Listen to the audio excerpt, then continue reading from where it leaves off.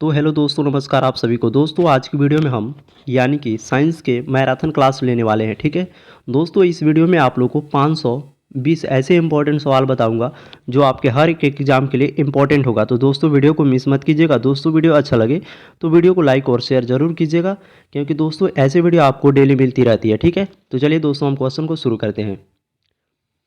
दोस्तों सबसे पहला सवाल है यानी कि प्रश्न नंबर 1 है कि कार्य का मात्रक क्या होता है। दोस्तों आप लोग जानते ही होंगे कि कार्य का मात्रक होता है जूल। तो दोस्तों ऐसे आपके क्वेश्चन पूछ सकते हैं।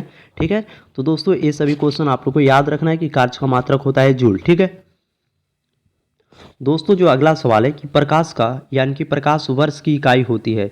दोस्तों प्रकाश वर्ष की यूनिट होती है। तो दोस्तों इसका राइट आंसर हो जाएगा प्रकाश की तीव्रता।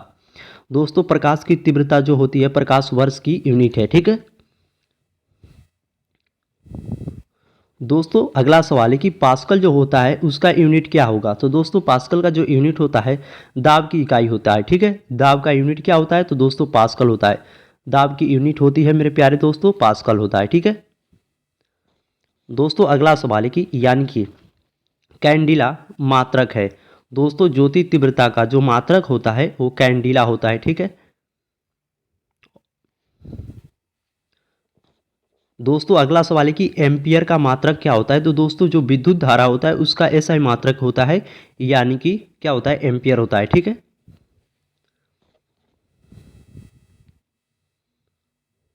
दोस्तों अगला 6 नंबर सवाल में कहा जा रहा है कि सूर्य ग्रहण यानी कि जो सूर्य ग्रहण होता है जब चंद्रमा सूर्य और पृथ्वी के बीच आ जाता है। ठीक है दोस्तों आप लोग को इस वीडियो में आप लोग को सभी यानी कि साइंस के हर एक क्वेश्चन को हम कवर करने वाले हैं। ठीक है, तो दोस्तों वीडियो को लाइक और वीडियो को अंत तक देखिएगा। ठीक है दोस्तों 7 नंबर सवाल में कहा जा रहा है कि एक समतल दर्पण पर यानी कि आपतित किरण 60 डिग्री का कोण बनाती है। ठीक है, तो परावर्तन कोण दोस्तों 60 डिग्री का बनाएगा। दोस्तों जितना यानी कि आपतित किरण का कोण बनता है उतना ही परावर्तन कोण का भी किरण बनेगा। ठीक है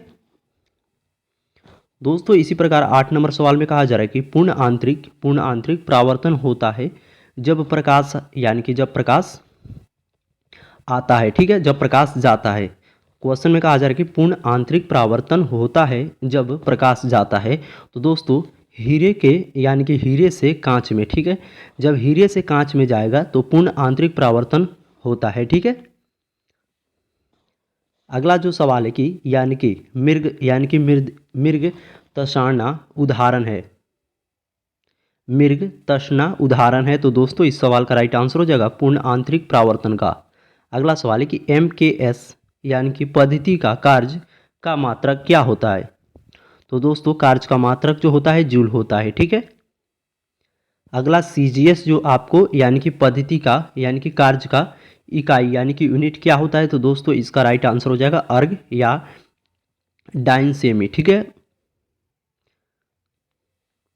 अगला जो सवाल बनता है, अगला सवाल है कि 1 जूल कितने अर्ग के बराबर होता है। तो दोस्तों 107 अर्ग। ठीक है 107 हो जाएगा। अगला है कि 1 मेगावाट कितने वाट के तुल्य होता है। तो दोस्तों इसका राइट आंसर हो जाएगा यानी कि कितना हो जाएगा दोस्तों। तो दोस्तों इसका राइट आंसर हो जाएगा यानी कि 10 लाख। ठीक है 10 लाख वाट के बराबर होता है 1 मेगावाट। अगला सवाल है यानी कि एक अश्व शक्ति कितने वाट के बराबर होता है। तो दोस्तों इसका राइट आंसर हो जाएगा 746 वाट। अगला सवाल है कि जब विस्थापन बल की दिशा में होता है तो कार्य कितना होगा। तो दोस्तों इसका राइट आंसर हो जाएगा अधिकतम। अगला सवाल है कि जब विस्थापन यानी कि जो विस्थापन बल की लंबवत दिशा में होती है तो कार्य कितना होगा। तो कार्य कितना होगा दोस्तों तो 0 हो जाएगा। अगला सवाल है कि ऊर्जा को यानी कि ऊर्जा को न तो उत्पन्न किया जाता है और नहीं तो नष्ट किया जा सकता है। तो इसका नियम यानी कि यह नियम किसका है। तो दोस्तों ये यानी कि ऊर्जा का संरक्षण नियम है। ऊर्जा के जो संरक्षण नियम है उसमें कहा जाता है कि ऊर्जा को न उत्पन्न किया जाता है और नहीं नष्ट किया जाता है। ठीक है अगला सवाल है कि चाबी भरी घड़ी में कौन सी ऊर्जा होती है। तो दोस्तों स्थिति ऊर्जा होती है। ठीक है अगला सवाल में कहा जा रहा है कि तनी हुई स्प्रिंग में कौन सी ऊर्जा होती है। तो दोस्तों इसका राइट आंसर हो जाएगा स्थितिज ऊर्जा। अगला सवाल है कि डायनेमो का क्या कार्य है। दोस्तों इसका राइट आंसर हो जाएगा यांत्रिक ऊर्जा को विद्युत ऊर्जा में परिवर्तित करना, यानी कि बदलना। ठीक है, यांत्रिक ऊर्जा को विद्युत ऊर्जा में बदलना किसका काम होता है, तो डायनेमो का होता है। ठीक है। अगला सवाल है कि मोमबत्ती में किसका रूपांतरण होता है। तो दोस्तों इसका राइट आंसर हो जाएगा रासायनिक ऊर्जा को प्रकाश ऊर्जा में बदलना। ठीक है। अगला सवाल है कि माइक्रोफोन का कार्य क्या है। माइक्रोफोन का कार्य क्या है। तो दोस्तों इसका कार्य क्या है, ध्वनि ऊर्जा को विद्युत ऊर्जा में बदलना। अगला सवाल है कि लाउड स्पीकर का कार्य क्या है। तो लाउड स्पीकर का जो कार्य होता है तो विद्युत ऊर्जा को ध्वनि ऊर्जा में बदलता है। उसी प्रकार दोस्तों सोलर यानी कि सोलर सेल का क्या कार्य है। तो दोस्तों सोलर सेल का कार्य है कि सौर ऊर्जा को विद्युत ऊर्जा में बदलना। अगला सवाल है कि ट्यूबलाइट का कार्य क्या है। ट्यूबलाइट का क्या कार्य है। तो दोस्तों इस सवाल का राइट आंसर हो जाएगा विद्युत ऊर्जा को प्रकाशीय ऊर्जा में बदलना। अगला सवाल है कि यांत्रिक ऊर्जा को ध्वनि ऊर्जा में कौन सा यानी कि यंत्र बदलता है। तो दोस्तों इस सवाल का जवाब होगा सितारा। दोस्तों अगला सवाल है कि किसी वस्तु का संवेग अगर दोगुना कर दिया जाए तो गतिज ऊर्जा कितना होगा। तो दोस्तों अगर आप यानी कि संवेग को दोगुना कीजिएगा तो उसका जो गतिज ऊर्जा होगा वो उसके दोगुना हो जाएगा, यानी कि 4 गुना हो जाएगा। ठीक है। इसी प्रकार दोस्तों अगला सवाल है कि शक्ति का मात्रक क्या होता है। दोस्तों शक्ति का यूनिट क्या होता है। तो दोस्तों शक्ति का जो यूनिट होता है वाट होता है। ठीक है। अगला सवाल है कि एक मशीन 100 जूल कार्य 10 सेकेंड में करती है। ठीक है। तो उसकी शक्ति क्या होगी। तो दोस्तों उसकी शक्ति कितना होगा, तो 10 वाट होगा। ठीक है। कितना होगा, तो शक्ति बराबर जो होता है यानी कि ये जूल हो जाएगा और ये सेकेंड हो जाएगा। ठीक है, समय हो जाएगा। तो दोस्तों आप कटाइएगा तो 10 हो जाएगा, यानी कि 10 वाट हो जाएगा। ठीक है, आपका राइट आंसर। अगला सवाल है कि शक्ति का मात्रक वाट में, यानी कि शक्ति का मात्रक वाट किस वैज्ञानिक के नाम के सामान्य में रखा गया। तो दोस्तों इस सवाल का राइट आंसर हो जाएगा यानी कि जेम्स वाट। ठीक है, जेम्स वाट। अगला सवाल है कि दो पिंडों के बीच लगने वाला बल को क्या कहते हैं। तो दोस्तों इसका राइट आंसर हो जाएगा गुरुत्वाकर्षण बल। अगला सवाल है कि गुरुत्वाकर्षण के नियम प्रतिपादन किसने किया था। तो दोस्तों न्यूटन ने किया था। ऑप्शन नंबर यानी कि न्यूटन होगा राइट आंसर। दोस्तों हमारा अगला सवाल है कि पृथ्वी तल के से नीचे जाने पर जी जो होता है यानी कि जी के मान पर क्या प्रभाव पड़ता है। तो दोस्तों इसका मान जो जी का मान होता है वह घट जाता है, यानी कि गुरुत्वाकर्षण ग्रेविटेशनल जो होता है वो क्या होता है दोस्तों, घट जाता है।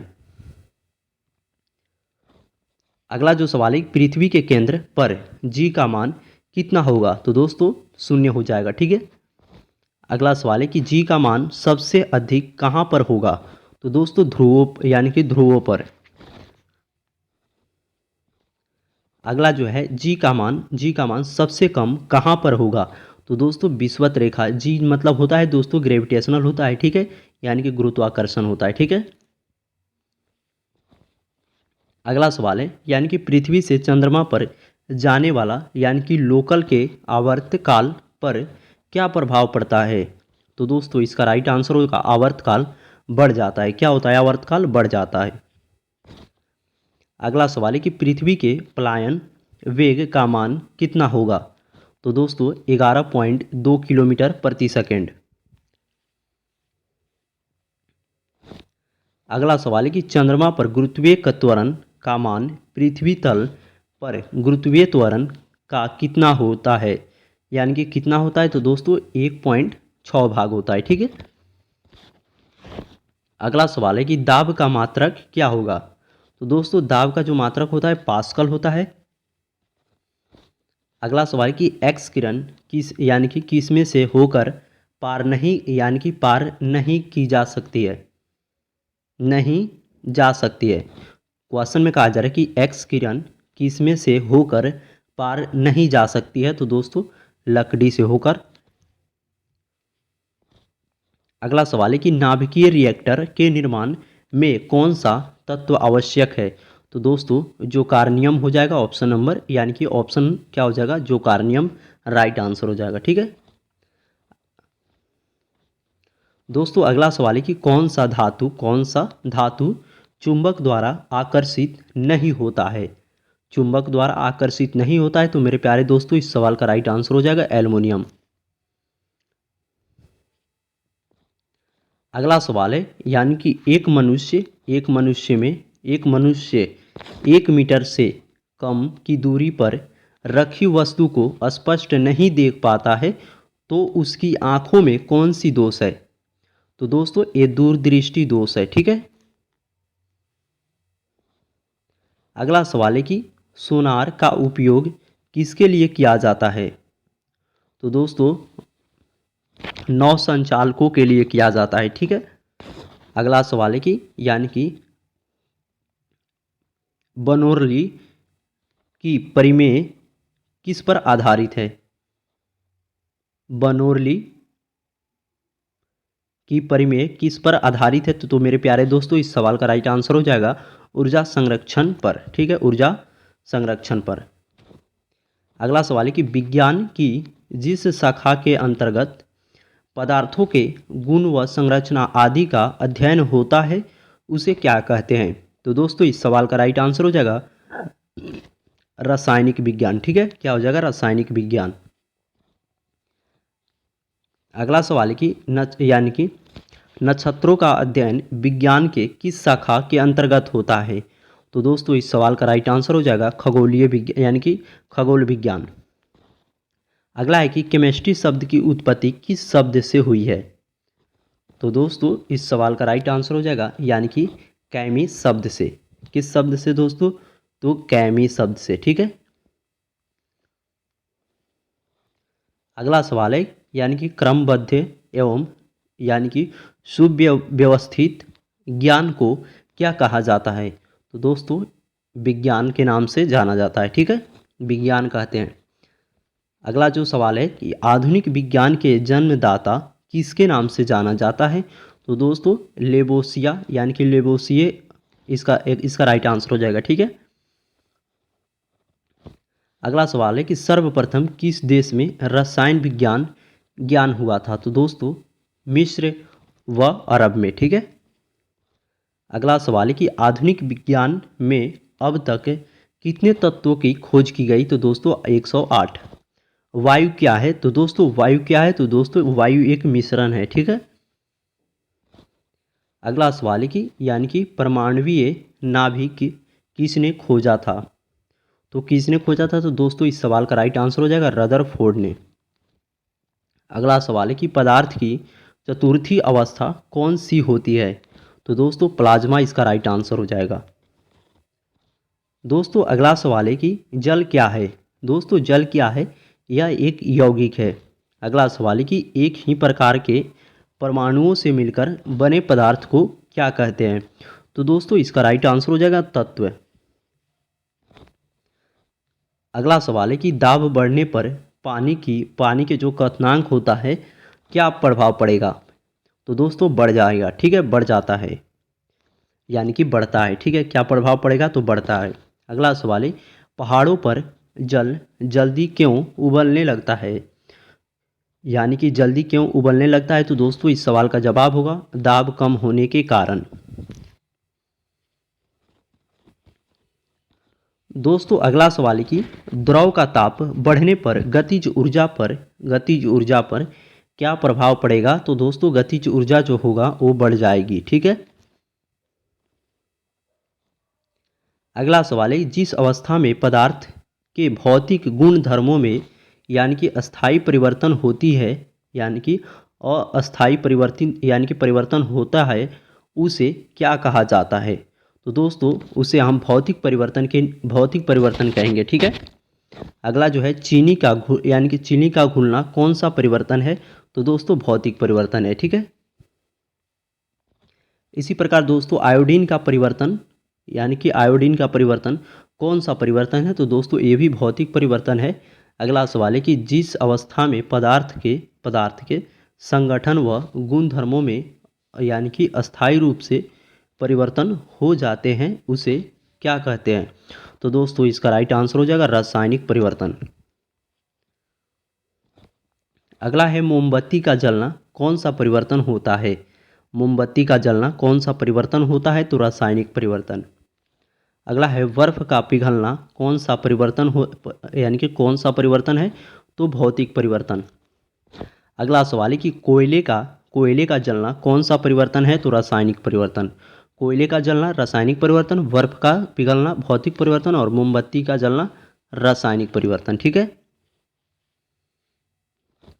अगला है सिरके का बनना कौन सा परिवर्तन है? तो रासायनिक परिवर्तन। ठीक है।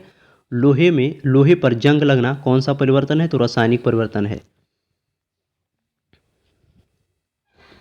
अगला है दूध से दही बनना कौन सा परिवर्तन है? रासायनिक परिवर्तन है। दूध से दही बनना कौन सा परिवर्तन है? रासायनिक परिवर्तन। ठीक है।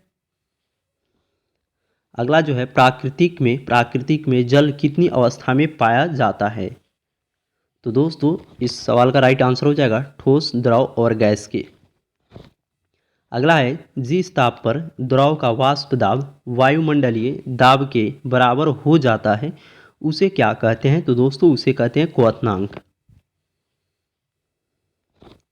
अगला सवाल है यानी कि जिन वस्तुओं का आकार अनिश्चित होता है तथा आयतन निश्चित होता है वे कहलाती है द्रव। ठीक है। अगला सवाल है कि नौसादर को गर्म किए जाने पर वह बिना द्रव में बदले गैस में बदल जाता है उसे कहते हैं। तो दोस्तों उसे कहते हैं यानी कि ऊर्ध्वाधर यानी कि ऊर्ध्वापातन। ठीक है।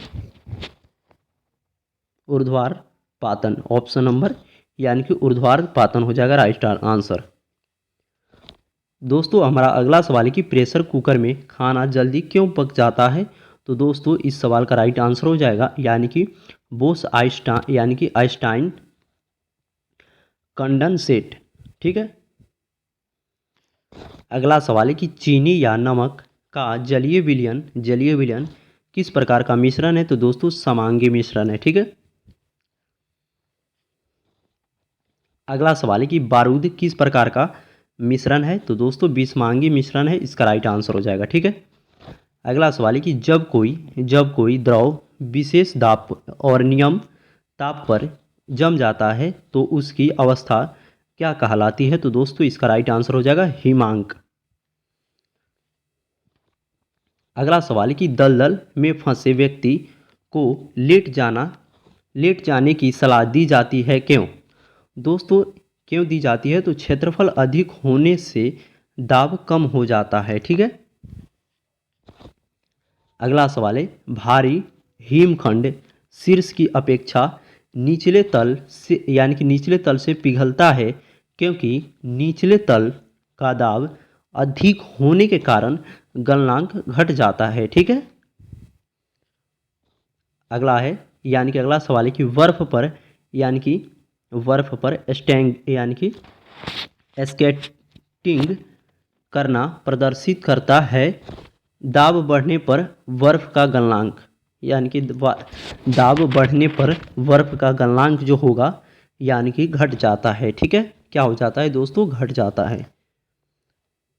दोस्तों अगला सवाल है यानी कि बांध के नीचे दीवार मोटी बनाई जाती है क्योंकि गहराई बढ़ने के साथ द्रव का दाब बढ़ जाता है। ठीक है। द्रव का दाब बढ़ जाता है। अगला सवाल है कि वायुमंडलीय में यानी कि बादलों के तैरने का कारण है। तो दोस्तों क्या कारण है? तो घनत्व है। अगला सवाल है कि यानी कि तैराक को नदी में यानी कि मुकाबले समुद्री पानी में तैरना आसान क्यों लगता है? तो दोस्तों समुद्री पानी का घनत्व साधारण पानी से ज़्यादा होता है। ठीक है। अगला सवाल है कि वस्तु की मात्रा बदलने पर परिवर्तित रहेगा घनत्व। ठीक है। क्या परिवर्तित रहेगा? तो दोस्तों घनत्व इसका राइट आंसर हो जाएगा। दोस्तों अगला सवाल है कि पानी, जो पानी है यानी कि पानी का घनत्व अधिकतम होता है दोस्तों 4 डिग्री सेल्सियस पर। अगला जो सवाल है, जब कोई नाव नदी से समुद्र में प्रवेश करती है तो थोड़ी ऊपर की ओर उठ जाती है, ठीक है। अगला सवाल है, स्टील की गोली पारे में तैरती है क्योंकि दोस्तों पारे का घनत्व स्टील की अपेक्षा अधिक होता है, ठीक है, स्टील की अपेक्षा अधिक होता है।